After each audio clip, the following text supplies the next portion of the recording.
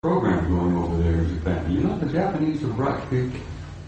So the Japanese Space Agency had signed a contract with NASA years and years ago to buy copies of every picture NASA took during the Apollo program.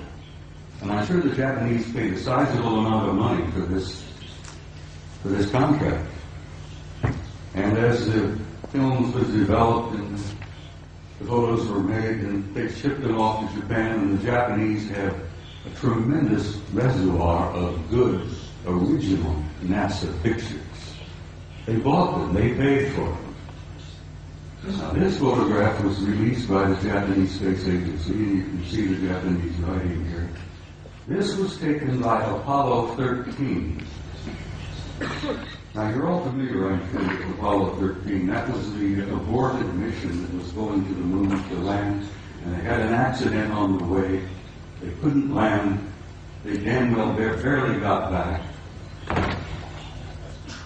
While they are on the way to the moon, here's the moon,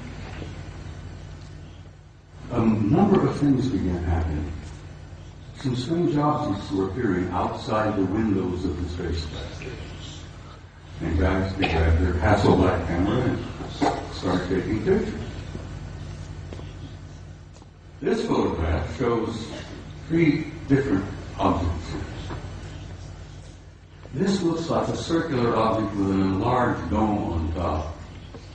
This is a smaller object, a circular kind of disc-shaped craft. But coming in from the right margin of this particular picture is this. Next picture, please. Here we are. This is a blow-up of the positive in the photograph.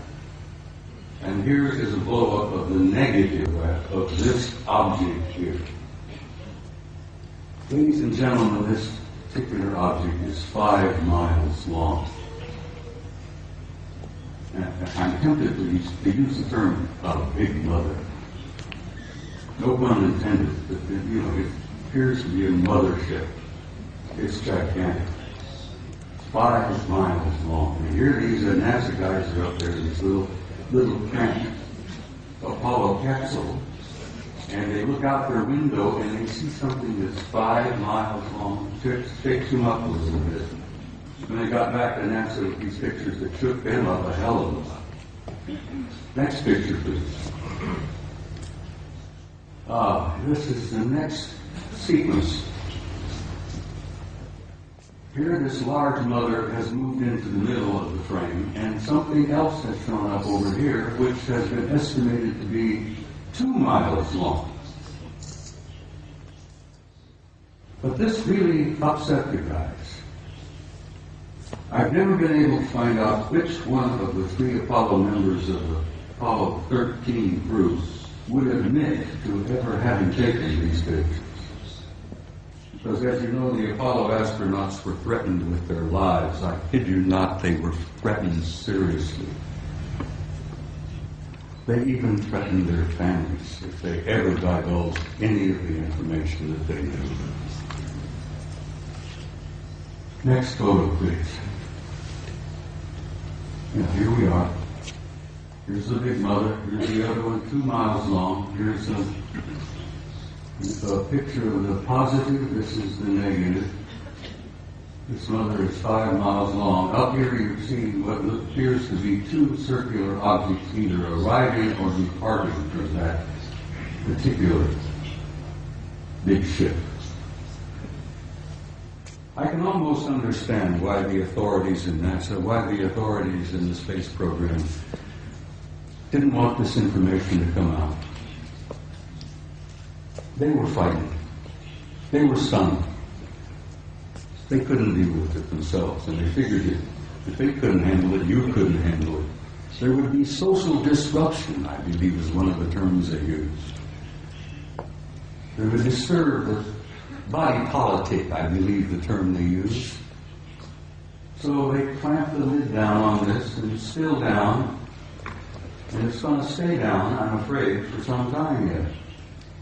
Until people like yourselves and people like me and the rest of them here on the stage by pushing and prodding and chipping away at this lie and this secrecy, eventually we will succeed. And don't you doubt that for a minute.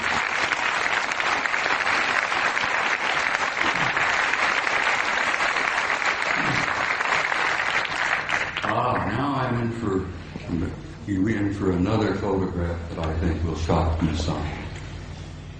In 1980, NASA, never a straight answer, launched the Voyager program to Saturn. They launched this little mechanical spaceship filled with cameras and film and so on. Wanted to go to Saturn because something had been going on in the rings of Saturn, around the moons of Saturn, that didn't make a lot of sense. Some anomalous events were taking place in Saturn, near Saturn, at Saturn. So they launched the Voyager in 1980. The pictures they got back from Voyager was so stunning and so shocking that they just locked them up in the safe. Fortunately, I met and developed a friendship with a retired NASA scientist by the name of Norman Bergman. Norman Bergman worked for NASA for about 30 years. He was a technician, a scientist on the Voyager program to Saturn in 1980. Norman decided, after waiting a number of years, for NASA and the authorities to be candid and honest and forthright and tell us what they really found out at Saturn. And Norman got so frustrated he wrote a book. Now, he couldn't get it published in the United States. No American publishing house would even touch it. Norman Berggren had to go to Scotland, for God's sake, to Aberdeen to get his book published. And he did publish it. He did succeed. He got his book. It's a piece of genius. It's a beautiful piece of work. And the things that they photographed near Saturn appeared in print for the first time. This is the A-ring of Saturn. I think you're all familiar with what Saturn looks like. It's a beautiful planet. It's giant. It's a paper. But it's got rings all around.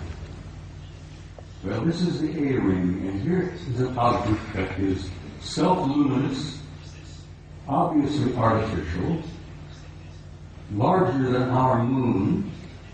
It seems to be moving all around throughout the rings of Saturn among the moons of Saturn. And Saturn's got a couple of dozen moons. This object here, as I said, larger than our moon, moving all around apparently under intelligent control in the rings of Saturn.